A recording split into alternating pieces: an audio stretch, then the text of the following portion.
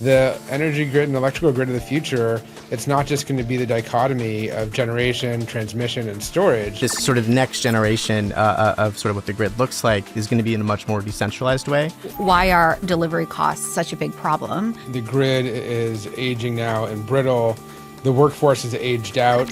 Should we just leapfrog the grid? Like, I need this power now, today. We have this insatiable thirst for energy. How do you get software almost insidiously on the grid? The United States needs to get better at mega projects. Things that are $1 billion, things that are at scale. There is no safety, there is no national defense, there is no national security without a reliable electrical grid.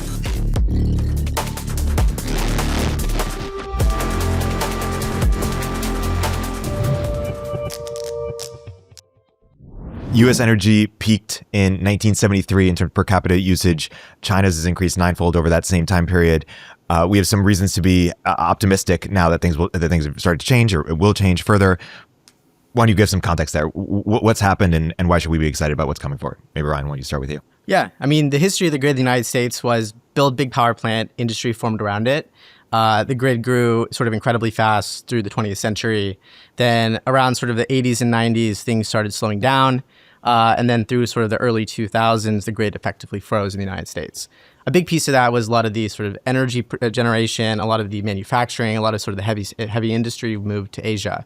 And so for the last like 20 years, effectively the grid has sort of ossified.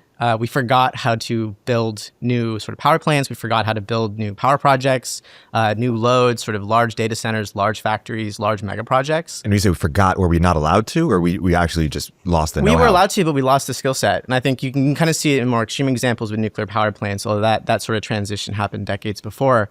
But basically the grid itself, the grid operators forgot sort of how to plan, how to move quickly, how to do it cheaply.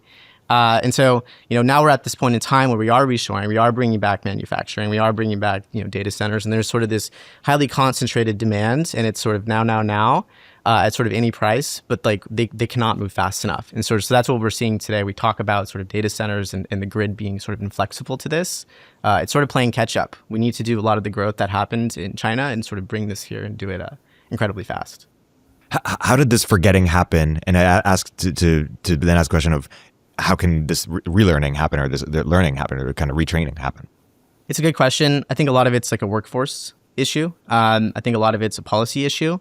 I think the United States, started historically was a bunch of regulated utilities, sort of as a top-down, big thermal power plant, big transmission lines connecting to substations, then distribution lines going to individual factories, homes, things like that.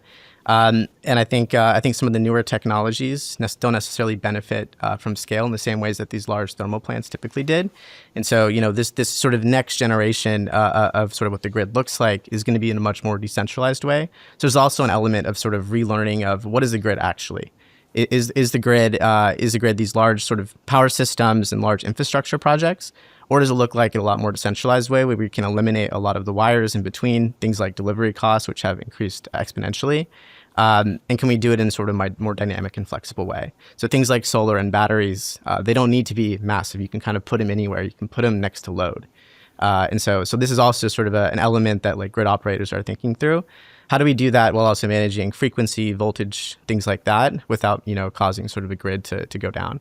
So there's a lot of challenges. Well, if you think about what our grid is, I mean, it's a piece of technology that was designed about 100 years ago, and very little technology on the grid has changed in those 100 years. And, you look at why are delivery costs such a big problem? Grid is at capacity. Getting a new project onto the grid today, you sign up for interconnection. It could take a decade. There's a backlog of 20 plus years to get a new transformer. The transformer technology we're using today is kind of bananas. Like if you actually look at what makes a transformer. First of all, there's like one company that makes these. And there's like one plant in the US that produces the right type of steel that you need in order to make these transformers. And it's 100-year-old tech. And it's like the wait list for transformers is insane. We're getting to the point in demand starting to rise again, and the calcification of grid technology where it's like, should we just leapfrog the grid? Like, do we really need to wait in line and wait for this to catch up? I think there's like two versions of how you do that. One is How do you get power gen and power storage essentially as close to demand as possible? And that's a problem for new tech to really help solve, because we're talking about, instead of these like mega projects that we're used to building, not used to building anymore, like massive nuclear plants, massive new natural gas plants, et cetera. We're talking about much smaller and more distributed sources of power, bypassing interconnection altogether in many cases. We're seeing that as a pretty big trend with data centers, as data centers are just building power directly on site and co-locating power with the data center. Microsoft's like, I can't afford to wait 10 years to get an interconnection with the grid. Like, I need this power now, today. So how do you get, power more tightly coupled with the load that it's actually going to serve?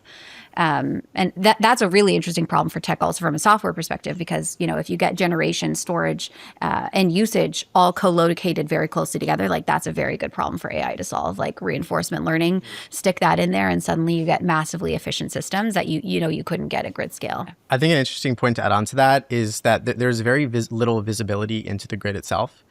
So like they understand sort of power plants are operating or not, but especially at sort of the distribution level, the things like power lines you might see outside your home, there's very little understanding of what's actually going on there. And so there's like a reluctance, especially when you have things like net metering, where I'm sending from my home a battery back to the grid. Things get incredibly complicated. And so the grid operators don't have a very good understanding of like when can they allow new projects to go online, how much power, when to actually, cut people off. And so there's a lot of these policies, interconnection, sort of the general term, but like states like Texas have like a much more lenient policy of like, you can build wherever you want, but if we need to cut it off from the grid, we're going to do so. And so it's sort of this connect and manage approach. Whereas other states, like they will do these incredibly long feasibility studies in like a variety of sort of scenarios. The entire grid is at peak capacity, but they want to make sure this specific project can stay online, 24/7. So that ends up creating these massive delays. So there's a lot of policy approaches here as well. And there's a bunch of these technologies called grid enhancing technologies, which are effectively like, an average power line might be used at like 50% capacity, but it needs to be designed for the peak capacity for, the summer when everyone has their AC on. And so there's a lot of, sensors or other technology that could be placed there. So you have a much more dynamic view of what our infrastructure actually was looking like. And so when we have these new technologies, then we can much more efficiently use the infrastructure we have. What are your reactions to this conversation thus far? So where are some areas you're particularly excited about or reasons to be optimistic? Well, I think the reason we're having this conversation is we're sort of touching on a bunch of these topical themes, which is that we're at a moment in time where, exactly like Ryan said, the grid is aging now and brittle. The workforce is aged out. We'll talk about that more, I think, in a minute. But, we had to go out and hire and train entire specialized crews, specialized people that work with cement and concrete, specialized people that work with steel to go build the large Vogtle reactors in Georgia. We put them on Vogtle reactors 3 and 4. We turned them on. Huge win. And then those people like went back to like building highways or like bridges or something else, and like instead of just going and putting them on Vogtle like 5, 6, 7, 8, 9, 10 and building just like this massive crescendo of nuclear power, we just like put these people back into the general workforce. And so we're not learning our lesson there on the workforce. And at the same time, we have this insatiable thirst for energy, whether it's EVs, whether it's data center compute for AI, or just generally a shift toward more and more consumption of electricity, or even just like the reshoring and manufacturing and all these things that are just very, very electron heavy. And I think at the same time, a piece that we hardly ever talk about, which is sort of resiliency and not having people be as dependent on the interconnectedness of the grid. I mean, people that you deploy solar, or we talk about like distributed compute for those of us that are in the tech world, and like how important it is to like have distributed compute and have networks be able to suffer and survive through segmentation and things. But like the grid is very interdependent. Even in the U.S., there's really only a few major regions that can segment themselves off. But when you deploy solar, or you deploy batteries, or you deploy an SMR reactor, or your own battery, your own power generation on site for your own data center, you don't have to worry about how brittle the grid is because you're fairly resilient from it. And I think that's a component, is that the energy grid and electrical grid of the future, it's not just going to be the dichotomy of generation, transmission, and storage, but as Erin brought up, like you might do all three of those things in the same place and not have to worry about how robust the grid is or how capable the grid operators are. And I think that's a dimension that was never important to people before, but it's important today. And you can certainly imagine if you're the military, you certainly care about having reliable access to power at all your forward operating bases and even at home at your home military bases. Like you cannot lose your ability to have electricity. And so I think all these things are just coming together at once, and it's really exciting moment in time. And I think it's buoyed by the fact that we're also at this sort of technology inflection point where AI can help some of these things, not just be a consumption driver, but even be an enabler in facilitating more efficient use of electricity, better monitoring of the grid, better ways to even go through the regulatory and permitting process, which is onerous for many cases. So. Yeah, I think building on that, I mean, Texas famously, historically had massive grid failures several years ago when, big heat wave came through, the grid couldn't keep up with all the air conditioners that were going on, and people saw massive power outages. Everyone was really mad. People were like, oh, ERCOT doesn't work, DREG doesn't work. And what has Texas done in the couple of years since that happened? They have absolutely flooded the grid with solar capacity. Texas has doubled their solar capacity in the last approximately 3 years. And with that, they've just deployed thousands of batteries. I mean, one of our portfolio companies, Base Power, is one of the players here, but there's many battery power companies deploying all across Texas to provide storage for that solar power. And if you look at the performance of the Texas grid versus the performance of the New York and surrounding area grid during this heat wave, I must have seen 10 news articles this morning about how well Texas grid has done. The elasticity and ability to react to the changes to very quick changes in demand without having to change kind of base load power. Like you can't build a new natural gas plant or a new nuclear reactor overnight. But, solar is just so insanely cheap. Like it's basically having a giant, massive, huge nuclear reactor in the sky that will go forever. Texas isn't a green state. This isn't a political issue, but it's like, why aren't we deploying the world's cheapest form of power literally everywhere we possibly can?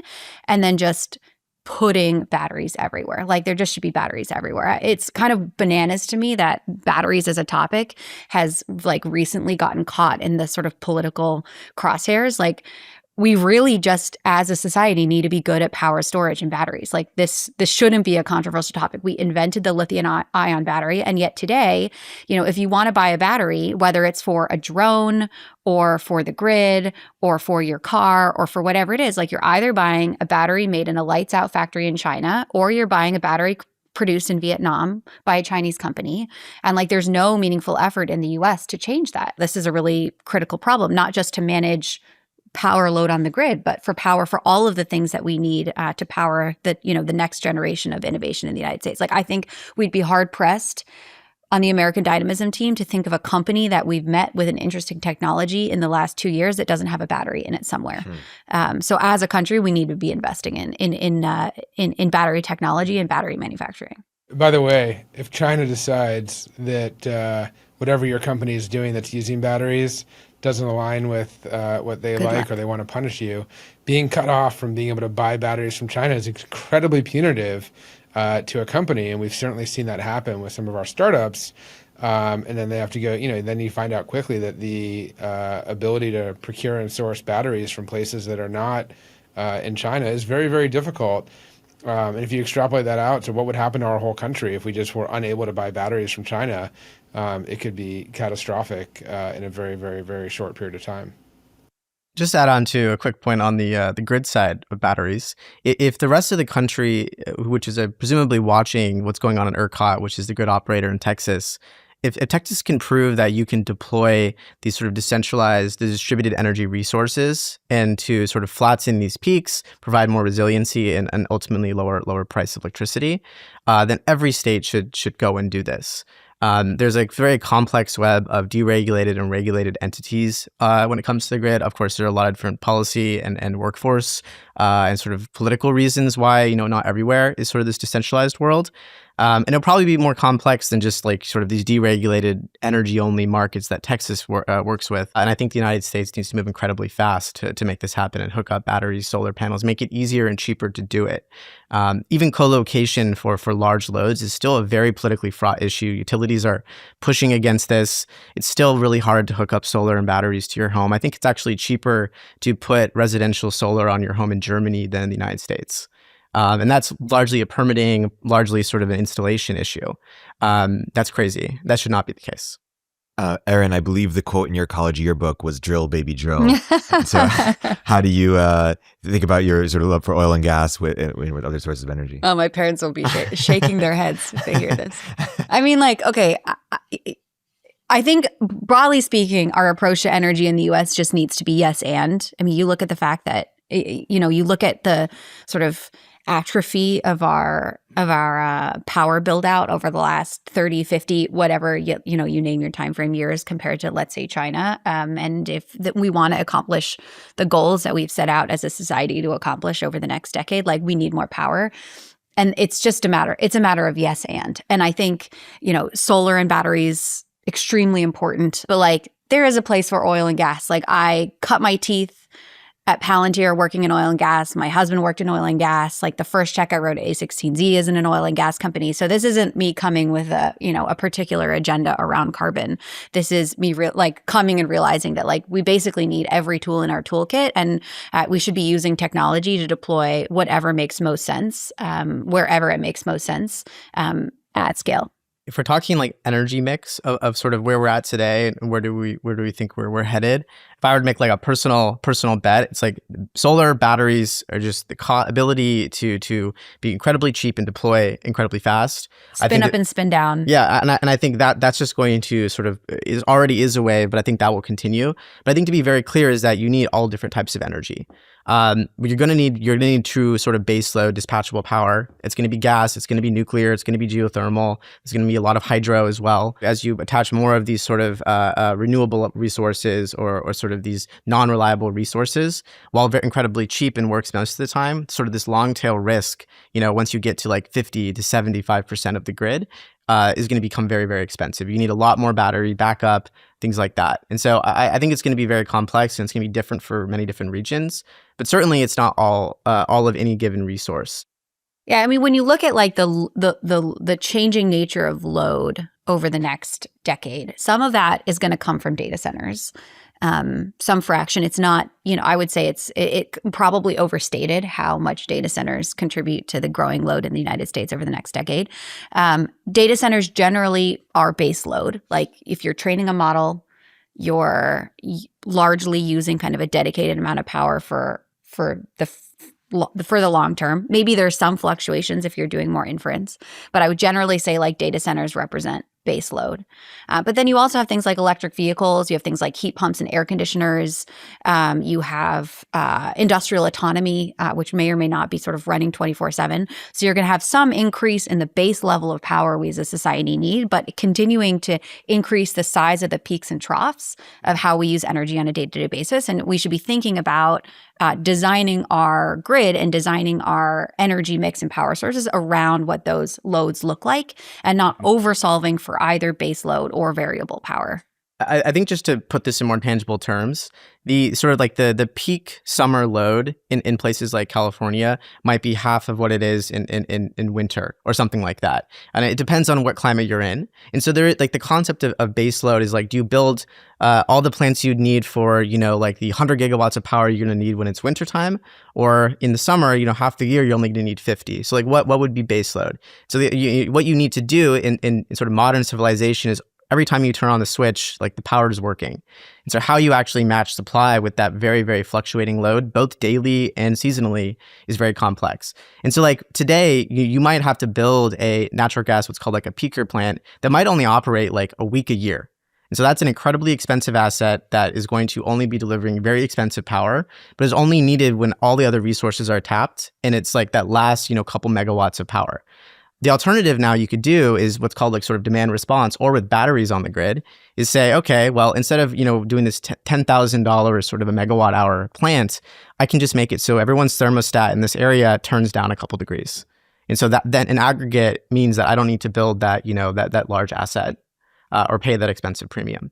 And so there's a lot of things like that are sort I of do think, available. though, okay, pushing back on that, like I think that the American consumer will fully organ reject that level of that dictation over how they use their I agree. power. I agree with I thermostat. think but a more likely outcome is that you can do it on the compute side and just say, look, these 3 racks of the data center are just going to go offline during the peak summer heat when you're running your AC.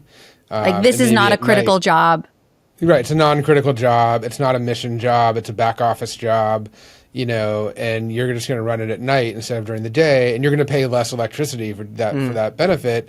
And so I do think that as we build out, I don't know if I agree with Erin that AI is not going to suck up all the compute. I mean, I think that Constellation just turned up a new nuclear reactor or is reactivating a reactor, and I think Meta immediately sucked up all of the power that they're going to generate, or 9/10 of it or something, from the new Constellation reactor that they're going to that Meta signed the contract extension for, and so. I do think that compute is going to I think we actually probably are underestimating the amount of compute that we're going to soak up with electricity over the next, 10, 20, 30, 40, 50 years. The amount of data we're going to start storing, the amount of, just look at video, the amount of video we create per minute has just ballooned way beyond anyone's expectations. I'm sure the same will be true for AI compute. And I think once you start getting into like robotics and autonomy, if you think about compute expansively, I totally agree. Yeah, but those things are going to be much more responsive than do I want to go have my room be 74 degrees instead of 71 degrees? Well, let me tell you, anyone that's done business in Tokyo in the summer knows as a nation, by the way, Japan has done this. It is absolutely terrible. It's horrible. We're not going to do that in America, please. We're not going to do that. We're not going to do the thermostat idea. But I will say, that in America. You're in the 40th floor of a Japanese building wearing a suit, by the way, because you have to wear a suit, and it's swelteringly hot. everyone is walking around like they're not miserable, but they are miserable, and you want to jump out a window, but the window won't open. And so like it is one of the worst. Like being like, why doesn't France work in the summer? This is why. Yeah, it's terrible. So exactly. So we hate this idea. I'm spoiled living in California. California. I will say like the one of the biggest proponents of this or current users is like crypto mining. It's like these are flexible. These are like but that's right. But those big people chunk are of load. demand responsive, right? So those people will just turn off. They'll just turn off their compute when it's not cost effective. But it's important. It's important for the grid is like you can build these assets and you have the demand for power here. Like they're going to soak up that demand. But if it gets far too expensive, they will also shed that demand. But I think, but in the U.S., my guess is that this is going to. I mean, this already is reflected in the fact that you have peak load pricing. Like for me, my power is 10x more expensive between the hours of 4 and 9 p.m. So we don't run the washing machine. Yep. And so, that I leave it to organizations or individuals to like figure out how to manage that, but just like charge people for more power. It's a little bit of a non sequitur, but I like that we keep talking about, oil and gas. We're talking about natural gas. We're talking about batteries. We're talking about solar. We're talking about nuclear. We're talking about, Ryan even mentioned hydro, which of course is totally viable in some places. The thing that nobody ever brings up anymore, except for I think a very fringe group, is wind power. And I'm very happy to hear that nobody here is stumping for wind. I think wind is incredibly cheap when it's working. It's just you don't know if like you kind of know solar is going to work and like sort of this reliable schedule. The sun's going to be out. It's going to be working. Spare some cloudy days, but there's still always something coming through. But it might not blow. The wind might not blow for a week. I think it's worse than that. I think I read that globally 1/3 of all wind turbines are out of service at any given time. The other thing is I think wind is the only power generation mechanism where when you get too much of the input, it actually like the blades of a wind turbine feather and turn off. Whereas like if you get there's no such thing as too much sun for solar. You stop. Yeah, just you max and, out. Too much water and hydro, like that's not a problem. But like Yeah. too much wind and the wind generator turns off is just like who wants a system where you get more of the input you want and then it stops working. It's also just extremely hard and dangerous and specific to service. Like you see those videos of people climbing the ladder up to the top of the wind turbine. Yeah, it's like yeah. Grid operators like look at wind and it's like great when it's working, but they can't plan for it. They have to build other capacity to supersede that if it's not going to be there when they need it. So fine, I seed wind. We can move. We can move past wind. Yeah, I agree. So no wind. But I do think the demand response, like this went to the point that Ryan brought up, that monitoring the grid is really important, and being able to send signaling on the grid is really important. And you have to remember, like, we're all used to the internet, which has, like bi-directional communication and messaging, and has, data layer and control layers, and there's like a full control plane and things like that for the internet. The electrical grid doesn't really have that. And so to be able to send messaging and things is very, very difficult. And now a lot of people just do it out of band using the internet. To actually send messaging and do monitoring of the grid itself without an overlay network is very hard.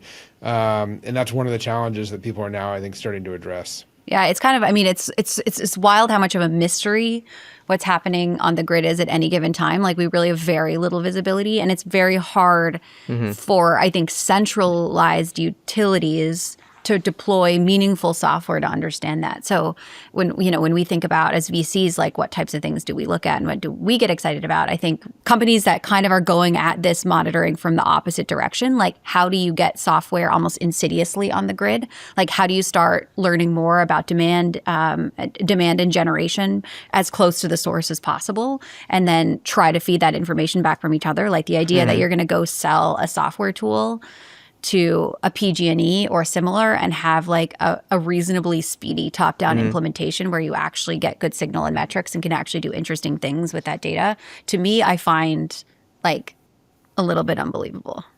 So something very interesting that I learned is a lot of the load forecasting, which is basically like the tasking of when plants need to go online. And so like there's usually a 24-hour ahead sort of day ahead market that'll basically say you need to run your plant at this time, and then this sort of supply and demand match to a price. And there's like a merit order, and it's complex, but that's sort of how it's done. But like most of this load forecast is done by just looking at the weather. Like, they look at, like, basically, like, one of the best indexes, they look at where the homes are, like how many people are there, and then what the temperature is going to be. And sort of that often is sort of the largest factor that goes into this modeling. But if we have all these sort of connected resources, if we have solar, we have like EV chargers, all of this stuff is spitting off data, telemetry, and things like that, we're going to get a much better look of how like load is actually being forecasted, which is going to real time, which is going to help a lot of understanding, like, where do we actually need to build? Like, what is the actual price of power? And then you can start making these markets, I think, a lot more efficient. Well, when you look at energy desks, like for, the big hedge funds or energy trading companies, their weather guy is usually the highest paid person on the desk outside the portfolio manager. Like those climate and weather PhDs that are working on a trading desk, they are just absolutely raking it in because they're kind of like God now, because there's very little other data. That's why you see when the stuff that goes on in Texas, like heat waves and things like that, if they even get it wrong by a couple of degrees, where it's like it's either, it's like they think it's going to be sort of hot, but it gets actually really hot. That's when you get these crises that end up causing a lot of strain on the grid, and then you have to turn on all these very expensive plants, and then you get the headlines. They're usually also the ones that are worse for the worst for the environment as well. Yep. Do you let us know if you have any reactions to this, or otherwise give us the state of nuclear? Where are we right now? What are the major bottlenecks? What are we excited about? The biggest thing that's shifted in the last 2 or 3 or 3 or 4 years in nuclear is that everybody now acknowledges that nuclear energy is clean energy.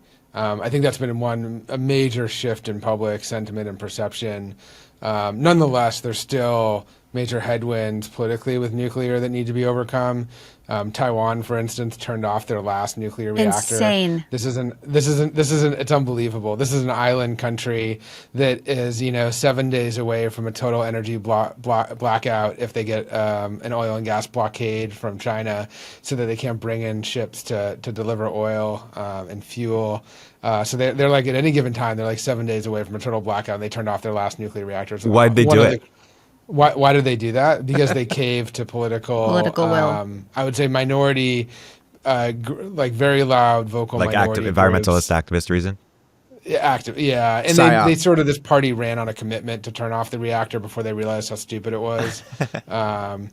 It's just like colossally stupid. By the way, turning off a reactor, like a real full scale reactor, it's not like an SMR where you can just like flip it on like a few days later or a month later. But like with these large reactors, it can take years to turn them back on. So it's just that was just terrible. But broadly, I think the tailwinds for nuclear are just getting stronger, where people recognize that it is clean energy. I think there's still messaging work to be done. We should stop calling the spent fuel nuclear waste, because it's really not waste. Almost all of it can be recycled and reused. It is, people do need to recognize that like those tailwinds are shifting. So that's happening. I think that people understand that it's baseload power, right? So it's not dependent on it only working during daytime. It's not like hydro where you have to be around an appropriately configured water source. And then I think that, one of the largest inhibitors to creating new power plants in this country, it's not like we can't do it. We can. There's a huge regulatory and permitting, I would say, morass that has to be, swam through, that is incredibly expensive, requires an army of consultants, many tens of millions of dollars, many thousands of pages of applications and documentation and process review. And again, this has to do with like building the power plant, getting the fuel, transporting the fuel, storing the fuel. Each step along the way is extremely laden with regulation and policy. And some of that's for good reason, but finding ways to better navigate that to make it more efficient is really a step in an area that a lot of companies and people are focused on now. And actually, I think the government now is also focused on how do we streamline the approval process for a new reactor, or how do we start approving new reactor designs. Then I think the last thing I guess I would say is that, not right now, if you're going to do a lot of energy, if you're going to put a lot of energy and work into building a nuclear power plant, you want to build a really big one. So like we largely only see really big power plants in this country, like the AP1000s that we turned on in Georgia. And those again came in, I think they were 10 years late and multiple billions over budget. We are now starting to see movement from the government, from in the DoD, in the Department of Energy, and from the national labs to really try to create a more fast-track process for these small modular reactors or even micro reactors that use a much safer form of fuel, use much less nuclear fuel, use a different kind of nuclear fuel that's not nearly as risk-prone as the kind of nuclear fuel or nuclear material you'd use in like a weapon. It's not nearly as enriched to the same degree. It's not even the same material. And so that process is now getting a lot of steam. We have an investment in a company called Radiant Nuclear. They are building a factory that creates what effectively is an SMR. They would probably call it a microreactor. It's a 1 megawatt reactor. It can be put on the back of an 18-wheeler and shipped around. You can move it to where you need power if there's been a natural disaster like a hurricane and you need to bring in power overnight. You could bring in a truck, a few trucks with 4 or 8 of these reactors and power up a whole city after a disaster. And so that kind of flexibility and power is really compelling. And the last thing I think I'll say about on the SMR and microreactor side is that the United States military spends an incredible amount of money just around dealing with the logistics of moving fuel around to forward operating bases.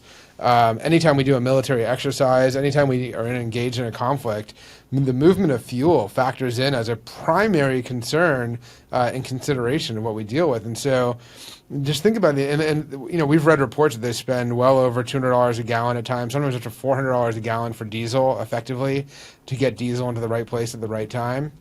And so you can just imagine that having a nuclear reactor you can put on the back of a C-130 and fly around the world to wherever you need power, drop it in the middle of the desert, turn it on, you have power for 5 years is just an incredibly compelling value prop. There is no question that nuclear needs to be part of the equation. Not only is that the baseload power, but on the SMR and microreactor side, it gives us just incredible flexibility and grid resilience. There should not be a single military base in this country that's not nuclear backed from a power standpoint, because if the grid goes down, whether it's from a cyber attack or just instability or demand issues or cascading failures, you want to be able to fail over to nuclear power and not worry about the runway lights turning off. Yeah. And especially as we start to look at the kind of electrification of our weapon systems, our military vehicles, our drones, et cetera, like those all have need to get charged up somewhere, and how better to charge them than a nuclear reactor. Other thing I'll add to your nuclear comment is I think the advantage of nuclear, and I think that Radiant has done very well of really sort of leaning in on, is the power density factor. Like if you want a reactor that is reliable, and power dense. You want it to operate at very high temperatures. You want as highly enriched fuel as you possibly can, where it's like makes sense commercially. So you want HALEU fuel. And you want to serve customers that will pay the premium for that. They'll buy sort of this reactor that they know is going to work. And if you're doing that, you want to have these economies of scale on the manufacturing side. You want it to be done out the door and don't need to assemble it on site. You don't want to have constant maintenance. And I think the other sort of reactors that we see, maybe on the civilian side, if you're going to start having to do, if you build a reactor in a factory or you build modular components in a factory, but you still need to do construction work on site, you're still a construction company. Even if the technology is there, and I would argue a lot of the existing AP1000 technology is quite good, and other countries can do it quite cheaply. China is using a very similar design. The UAE just built one for incredibly cheap. They have very similar nuclear regulation, in terms of frameworks. And obviously, their regulatory bodies might move faster and things like that, but they're not completely ignorant of some of the concerns. And so, I think in, high level, and maybe this is a much more broad question, but the United States needs to get better at mega projects, things that are $1 billion, things that are at scale. And I would argue the NRC is a big component of why it's expensive, but I think it's also, the same reason that it takes $1 billion to build a bike lane in San Francisco is why we are not able to build nuclear power. Why we don't have a high-speed rail in California. Yep. There is we debate a lot. We might not have a high-speed rail in California because nobody wants it, and nobody wants it. I want it. It's $100 I to fly fly to LA all the time. Well, nobody wants it where they're building it. Sure, yeah. Bakersfield is not a prime destination.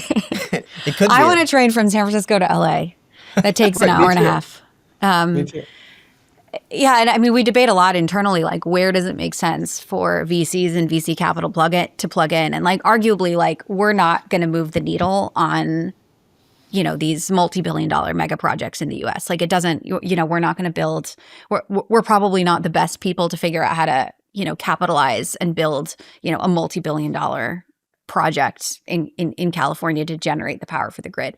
But I do think that there is a role for technology at kind of every single layer and every single phase of how mega projects that get built. It's how do you use AI to navigate kind of site selection? How do you use tools to move through the various permitting processes faster? How do you use AI to help you do extremely complex and interdependent project management better and more effectively? So that's something that, you have a project with 4,000 people working on it and everyone engaging with different suppliers and timelines that are dependent on each other. How do you get all those things to align better so that you don't get these 10-year delays, so that, projects actually happen on time and on budget, and, as a result, attract private capital backers? I think that there's a role of technology here, what that looks like. TBD. We've seen a lot of companies that maybe, 5 years ago were primarily trying to sell to utilities and grid operators, which is incredibly painful, incredibly difficult, perhaps rightfully so. They have poles in the ground that are 50 years old. Why would they trust a 2-year-old company to sell them software? Are they going to be around in 20 years? And this is a fair question to ask, especially for something as critical as the grid. But now sort of they're developing this software, and there's such demand of understanding how grid operators might think. And potentially get there faster or have different conclusions. And so now you can go to data centers or people who want to build solar farms or people who want to build massive battery farms. And you can sell a very similar even software. Individual people who want to make sure that their power isn't going to go out and they're going to be caught without energy during an important moment in their lives. Yeah. And so there's now everyone cares now. There's a lot more money who cares about what is the grid actually going to think, and where can I build? Where is there excess capacity? Maybe I'm connected to the grid, but I also need some battery and solar backup, or a radiant microreactor or something like that to be used in certain situations. It's a lot more complex, this sort of microgrid setup, but it's the way we're headed, and software is going to be a big piece of that. I want to hear more about our request for startups or things that we want to exist that we haven't yet discussed, or maybe put differently, I'm curious where we think there's most bang for the buck in terms of the issues that we've been talking about, in terms of if there was a regulatory intervention or some sort of technological unlock. What comes to mind? One area where there's probably a venture scale software company to be built is really around grid management, monitoring, I think we see this in the IT landscape, we see it in the OT landscape, but we don't really see it in the grid where there's just full, very, very large. Like there is no Splunk for the electrical grid. There's no Palo Alto networks for the electrical grid yet. Like there's a whole bunch of things that mirror the IT and OT landscape, whether it's around cyber and monitoring and logging and analytics. There's no like Looker for the electrical grid yet. There's just none of these companies exist. I'm not sure if it's three separate companies. I'm not sure if it's one company, but there is a big company to be built and really managing and monitoring the grid and helping to orchestrate and even deal with some of the things Ryan spoke around demand response, coordinating that, creating those marketplaces, tracking all those incentives. So I think when we see a company that we think can really be the breakout company there, we would lean into it. I also think around sort of project planning and development, how do you make it faster and easier to build projects within the current regulatory framework? How do you do site selection? How do you navigate permitting? How do you navigate project management? How do you navigate your sort of construction supply chain? We're starting to see companies kind of pick off pieces of that, but I think, broadly speaking, there's room for tech and software in that kind of project development space as well. Anything that can bring generation capacity or storage capacity closer to load, I think is going to be very compelling. And a lot of the times it's less maybe the novel technology, but it's sort of a system integration or it's an innovative business model. I think something like radicalizing that I experienced is, and I implore everybody to go home and check their power bill. They'll now like often separate like the delivery costs from the actual generation costs. So what we've seen, and we've sort of mentioned it, but like the cost to generate electricity, the cost of like power has dropped immensely, gas, solar, things like that. But the cost to actually deliver that electricity has increased a ton. And so in net, it's sort of not changed. And that's, I think that's terrible. And I think we all agree that's bad. And so I think there's a lot of opportunity of bringing sort of that generation capacity. In some ways, this is sort of like this, more liberalizing force. It's like we all should have our own backup. We all should have our own technology.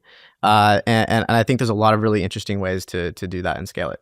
Overall, as the grid gets more heterogeneous, all of the seams and intersections between things like there's just so much more opportunity for technology than, when you had a single utility managing a single source of power centrally, kind of distributed out broadly. All the regulation and permitting and policy frameworks that we have in this country, you can sort of think of those as part of the like infrastructure that we all have to like live and work with and interact with. So companies that really facilitate and I would say applying AI to navigating the permitting process. So nuclear is a good example. Again, a nuclear reactor application or a fuel transport license or a fuel manufacturing license. These things have thousands and thousands of pages of regulation and documentation that go with them. You make one small change in your application, it has these reverberation effects. So you have to update all your documents elsewhere. If you're the regulator trying to go through all these applications, it's just incredibly onerous, borderline impossible to imagine that a regulator can even possibly get it right. You could argue that it's actually not possible. They just do a best effort. But AI could actually help these things, could help the applicants go through the process of filling out their applications and saying, hey, this is where you should drill down, this is where you should clarify. They can look at all previous published applications and say, this is how you need to tailor it. You can probably make it 85% the same, and then based on your design or your location or whatever, make some modifications. And then the regulator can do the same and say, look, here's an application that came in, highlight all the areas I need to drill down, or make sure, or show me the things that are different from every other nuclear fuel transport application we've ever seen. Are they using the rail infrastructure? Are they using the national highway infrastructure to move the fuel? Just AI can just automate all these things that take armies of consultants, months or years to do, can be brought down into being minutes or hours. So I think there's potentially, I'm not sure how big of a company, but I think potentially there's a very large company to be built there.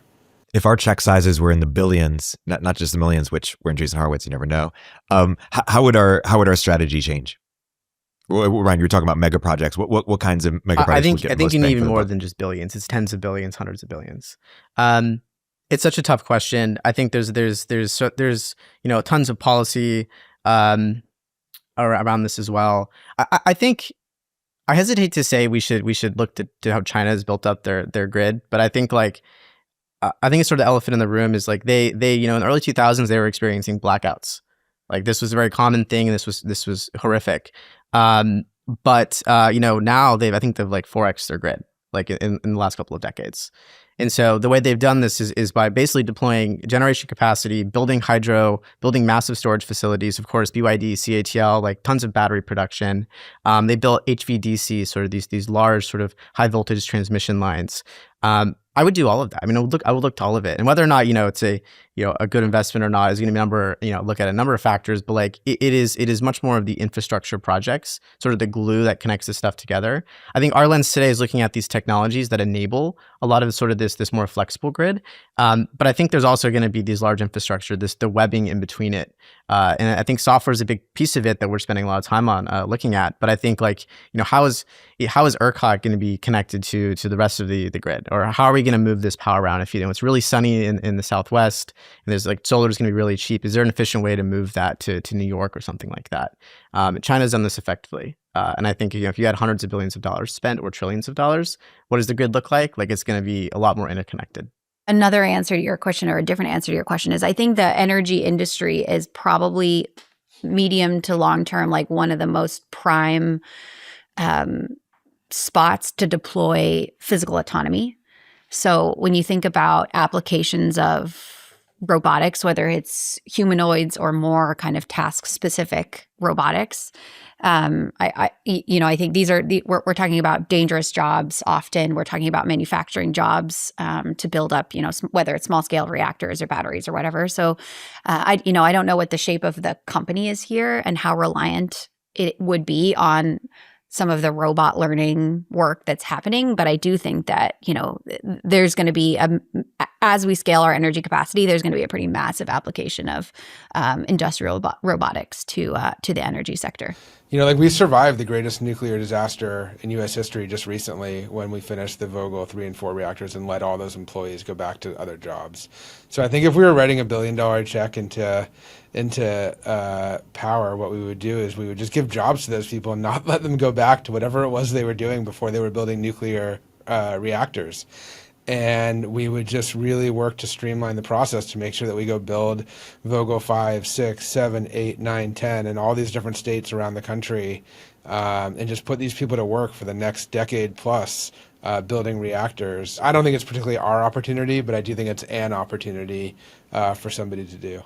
I mean, labor broadly, this is a little tangential, but when Microsoft was building their new data center in Georgia last year, at one point they had on staff at Microsoft or on contract more than a third of the electricians in the state of Georgia. And they basically maxed out. They hired every single electrician that they possibly could. Mm-hmm. I don't think it applies to just electricians. It's to your point, like the cement mixers, it's the mechanical engineers, it's the nuclear engineers. Like, how do we actually train the next generation energy workforce that we're going to need to modernize the grid? Is a big. By the way, these are very challenge. These are very high-paying jobs where you don't have to check your email on your phone at like 9 p.m. at night after you go home from work. So they're high-paying. It's good exercise jobs, and they're relatively low stress. So these are good jobs for people.